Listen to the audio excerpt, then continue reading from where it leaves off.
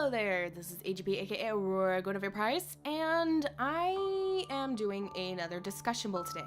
Now, a quick update on the discussion bowl. Basically, the discussion bowl is going to be the podcast of this channel. We will talk about any various topics of discussion via putting them into a Cool Whip bowl and picking at random. Now, I'm thinking about turning this into, if anyone is familiar with Mega Minx, which if you're on this channel, most likely you are familiar with Mega Minx, she used to have a Minx cast that she did, shut up phone, with Def, where they would have special YouTuber guests come on and they would discuss about the particular thing that YouTuber does. Now, I'm thinking about maybe either incorporating that into the discussion bowl, because I would like to do special guests with the discussion bowl, or just doing a maybe once a month special podcast featuring a YouTuber to kind of carry on where Minx left off, because as you know, she's gotten busy. She's definitely, her channel's grown a lot more since she did the podcast. So I really liked the idea and I would like to see about maybe continuing on with it. So I don't know if you guys like the idea, let me know. But in this case, right now, until I can get things working again, it's going to be kind of a solo mission on the discussion bowl, but I would definitely like to get more people involved. If you have any YouTubers that you would like to suggest maybe I do a discussion bowl with, then please let me know. I would like to include them. Alright, so anyway, today's discussion bowl, a little history on what happened with this particular episode though. Way back in like February or March, I tried to do a discussion bowl episode with Def, and we were talking about loners and being alone and that type of stuff. And unfortunately, out of like I think the hour that we recorded, my end of the recording got botched up because I was using Bandicam to record the Skype audio.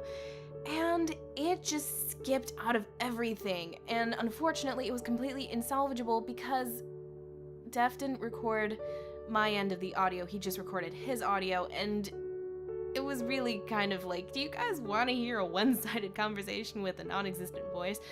So, yeah. So that's what happened with the last episode. But shut up, phone. In the last episode, we picked a new topic discussion for this episode, which is good horror films. So today we are going to be talking about good horror films. Now, for me, I have a different view on horror than I think many people of our generation think of horror. A lot of people think of it as extremely gory, like a slasher film with lots of blood everywhere, with lots of gruesome death, and I prefer to call that gore movies, because really it's not so much focused on like the idea of fear itself. It's more focused on shock value, and so those I kind of like to categorize as gore films. Not to say that there aren't some movies that are like that do focus in and hone in on the idea of presenting fear, because there are a lot of films out there that are like that are gory, that are a little bit more intelligent than just showing you gruesome deaths. But on the other hand, you have a lot of films that just try to focus more on that. So a lot of the films that I'll be talking about are more older. Like, my idea of horror is, and I'm saying my idea because this is film and the creative world itself is all completely subjective. So my idea of horror is actually scaring you. Like intelligent horror that actually tries to present a story that terrifies. And I haven't seen very many movies recently that, or I guess I should say more recently released films that have done this. Some of the movies that really frighten me and still kind of frighten me to this day, I mean, I've watched them so often that it just gets to the point where almost nothing scares me anymore, but as a kid, what really scared me, the two movies that immediately spring to mind are The Haunting and The Uninvited. Now, for those of you who are not so familiar with older films, this is not The Haunting with Liam Neeson, and this is not The Uninvited with Emily Browning and Ariel Kebbel. These are not those films. The Haunting is directed by Robert Wise, I want to say his name is. I'm sorry, I can get really horrible names. I believe it's Robert Wise. I believe it's the same guy who directed West Side Story. And it's starring, what are their names? Claire Bloom, Russ Tamblyn, Julie Harris, and, I'm sorry, Dr. Markway, I forget your name. But it is an extremely well done movie. If you haven't read the book, you need to read the book, The Haunting of Hill House by Shirley Jackson. It is so simple in the way that it's made, but it's so good. The scares are good. It's not necessarily in your face. I mean, there are some moments where it's extremely obvious what's going on, and the whole great thing with the book is that it could just be that Eleanor is going insane, but there's still something wrong with the house, but it could be that Eleanor's going insane for the most part. In the movie, it stays like that up until the very end. But seriously, if you haven't seen that movie, it's great. Like, the staging of it, the acting, the writing, it's all great. I don't think there's really anything wrong with that film. The Uninvited, it focuses a little bit less on being scary. I mean, if you were to count up all the actual scary moments of the film, it doesn't amount to very much, but when they do happen, they're really good and they have a really good impact. It focuses more on like the family relationships between all the characters and kind of like the background of the house, but it's really, really good. It's really good. If you haven't seen it, you should. It has some pretty good special effects because you do see the ghost, because it's a ghost story and you do see the ghost, but the visual effects on the ghost is so freaking phenomenal. It blew my mind as a child and freaked me out. Like, I used to be afraid of like going down the hall because I was afraid that Mary Meredith would be there at the end of the hall and she would like try to kill me or something. So anyway, those two films you guys definitely need to check out. Super fantastic. Another movie that springs to mind, and if you're familiar with video game Carnage actually mentioned this movie once on one of his videos, and it surprised me that other people actually know about it, because it's not one that I hear people talk about a lot. But it's called The Changeling, and it is great. I mean, it's another one of those where it doesn't necessarily focus too much on the scares, but when they do happen, like I said, they're great. I mean, you do have some like kind of cliched scares, like the ball coming down the stairs, but they make the ball coming down the stairs, they do it, and the scare itself, like that one moment is cliched, but the lead up to that moment is, oh my gosh, it's great. You guys have to see it. It is great. I don't really want to tell you about the scares because if you guys do eventually see it, I don't want to spoil it for you, but oh gosh, that whole entire segment, because that moment of the ball falling down the stairs is just one part out of a sequence. That sequence all together, whoever came up with that idea, oh my gosh, there's something wrong with you and I love you for it. But it is great. You guys need to see that movie. It is really good. The story is good, and it's not like, it's actually a fairly unique story in comparison to a lot of the other movies that I've seen. It is really unique. It is a unique story. Ooh, hold on, I need to drink some water. Oh man. Oh, sorry if my voice is sounding like crap, but I just did like an hour straight of voice recording, and oh gosh, and I still have some more recording that I'm gonna need to do later, and yeah. But anyway, so back to horror films. So, yeah, in terms of recent films, I haven't seen anything that really scared me too much. Two that came close, two that had some good moments, were Orphan and, oh, what is the other one called? The something. I can't remember what it's called now. Man, I don't remember what it's called. And that really ticks me off.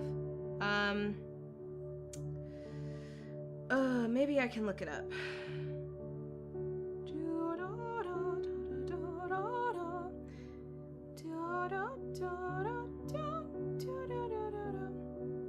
Oh no.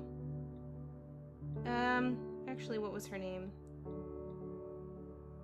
The Shrine. Okay, it was called The Shrine. So Orphan and The Shrine. I'll go ahead and cover Orphan. Orphan had some good moments in it, and I really enjoyed it because it's not supernatural. It's supernatural stories nowadays get really old really fast because nobody knows how to really truly treat the genre. The movies nowadays, like The Uninvited and The Haunting, are both supernatural based horror films, and they do it well because they don't mistreat it, they don't go over the top with it.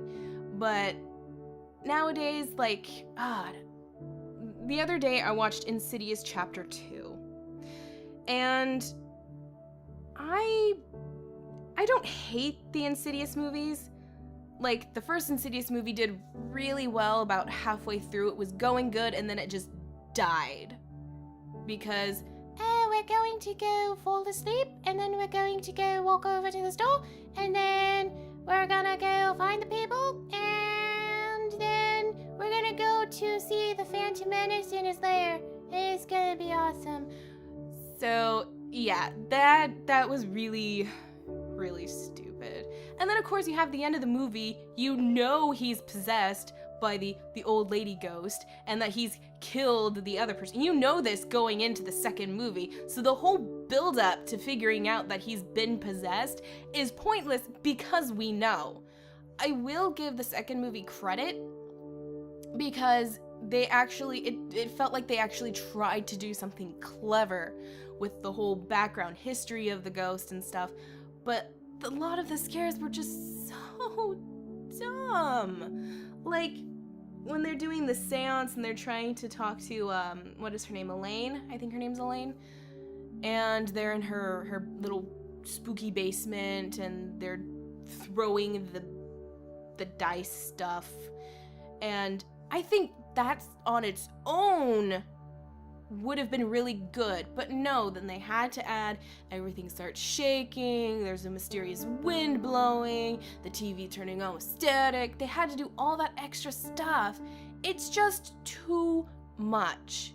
It's too much. If you just had it simpler, where it's dead quiet, and he's throwing the dice and asking questions, dead quiet, that would have been great. But no, you throw in all this stuff and it just becomes way too over the top. It becomes too much. It's a sensory overload. You don't let anything sit in. And the thing about horror movies is when you're trying to make them, you need to be able to allow a certain atmosphere to sit in. If you do it too much, it becomes funhousey and people can't take it seriously. And I couldn't take these movies seriously because it's just too much. It's too ridiculous. It's too over the top. And I won't say like the acting was bad. The acting was fine. The directing was fine. I mean, it's fine. It's just the setting up of it is really bad. But I did like Insidious 2 better than I liked the first one because it felt like they were attempting to actually focus in on a story. And it was an interesting story. Because when I first heard, you know, the mom recounting how she was in ICU, there was a man who tried to castrate himself, and her son was there, and the man tried to attack her son. At first, when I heard that, I was like, oh, that's really weird. Why would the first thing you think to do would be to castrate someone? Why would you think that was scary? And I kind of blew it off as bad writing. But then, as we got farther into the story, you find out, oh, that's why. And then I was like, okay, props to you, writers. That was pretty clever. But that was really only like the only good point of that movie was that whole backstory. But anyway, so I'm totally sidetracked. But going back to Orphan and the Shrine. The Shrine is pretty boring when they're not focused in on what's happening. Like the whole beginning setup, I mean, when they're like talking to, when it's focused on the girl reporter and her boyfriend and her friend and they're doing all of that, it's incredibly boring. But once the story actually gets into action, it becomes a lot better. It was kind of predictable for me. Again, I won't spoil it. The Shrine is available for instant streaming on Netflix, so if you have a Netflix account, please go watch it. It won't be a waste of your time. It's actually fairly interesting. So I won't spoil it in case you do want to go to Netflix and watch it. There was one character who I looked at the character and I was like, okay, I'm pretty sure I know what you're doing with that character. And as the story went along, well, I found out I was right about my suspicions on the one character. And like some of it, I think in terms of what happens with the characters is basic, horror cliche predictable. But the way that the story twists is really good because it actually doesn't twist. It twists by not twisting, if you get what I mean. It twists by not twisting. And that was another one where it actually wasn't too overly gory. I mean, it is gory in certain regards, but it wasn't, it was kind of like a necessary gory. It wasn't, we're just ripping off body parts for no reason. It was an actual, like, we have to show you this, and it is kind of graphic because it relates back to the story. And that I felt was really interesting. I mean, overall, if I were to like rate it on a scale of 10, 10 being the best, I would give it maybe about a 6. It's not perfect. It's by no means perfect. It did try and it did have a good story. Unlike Insidious 2, where it didn't really feel like they were trying. It felt like they were trying with the writing, but it didn't come out as well as it should have. Orphan is another one where that one I did feel terrified by it. If you've seen the movie, it used to be available for streaming on Netflix, but I don't think it is anymore. But if you've seen it, there's one scene where the dad goes into Esther's room and turns off the lights, and if you know that scene, yeah, oh man, when I first saw that freaked me the frig out. Oh man, I'd never been so freaked out by a movie for so long until I'd seen that. It was, oh man, you guys, seriously, that scared me. It seriously scared me. That is how good that was. But the ending gets so horror movie cliched, it's not even funny. The ending just sucks. Even the alternate ending isn't that great. The alternate ending is better than the ending that they did use, but it's still, they could have ended it a lot better than they did. But yes, so the Shrine and Orphan were probably the only two modern movies that I can think of that really scared me to any sort of degree. People are probably gonna stone me to death for this, but I have not seen any of those like 80s classic horror films. Like, I haven't seen any of the Jason movies. I've seen a TV version of the Rob Zombie remake of Halloween. But, all of those stuff, like the Freddy Krueger movies, Nightmare on Elm Street, I've not seen any of those films. Mainly just because I was never interested in seeing them.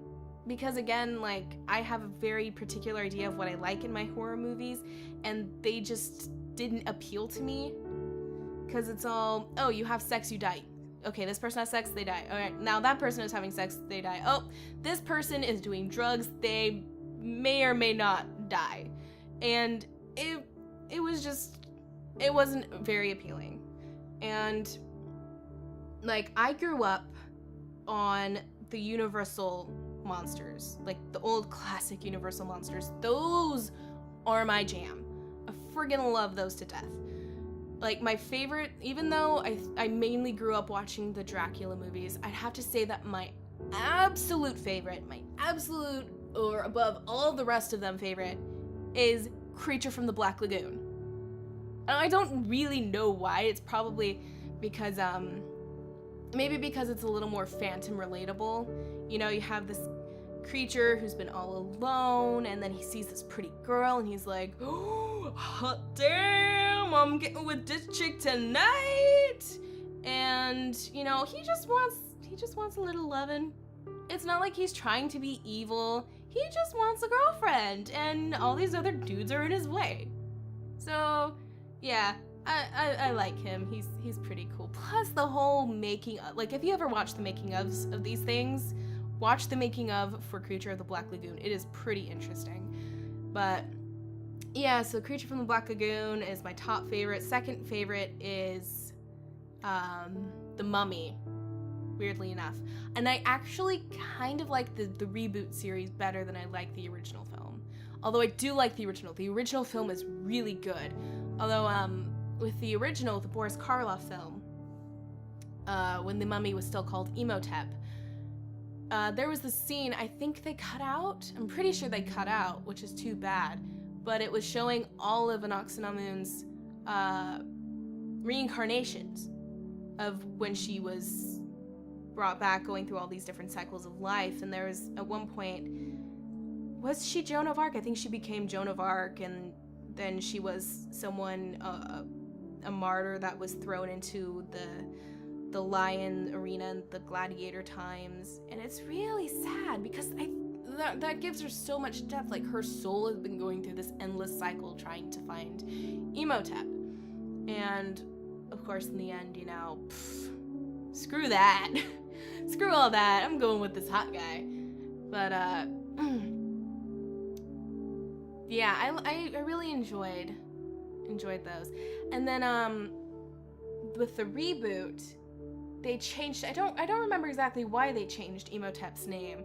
I think it's because there was issues because Imhotep was a real person, and there was some issues, and so they had to change the name. They changed his name to Charis, and that series is actually really cool because it is a series, and they're 4 movies that interrelate with each other.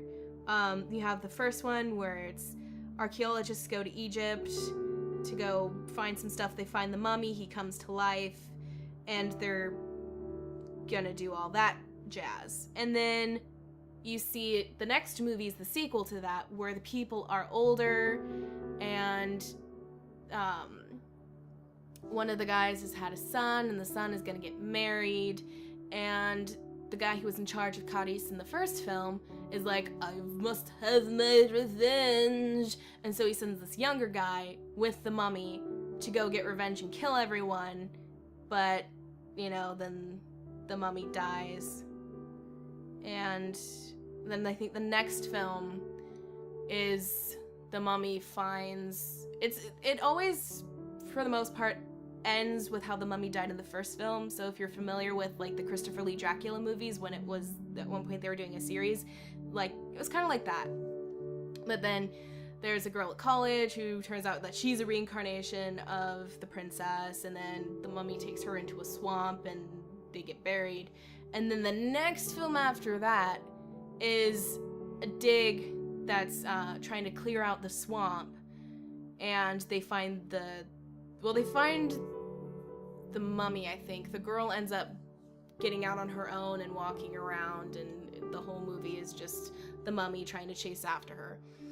But yeah, that was a good little series of films.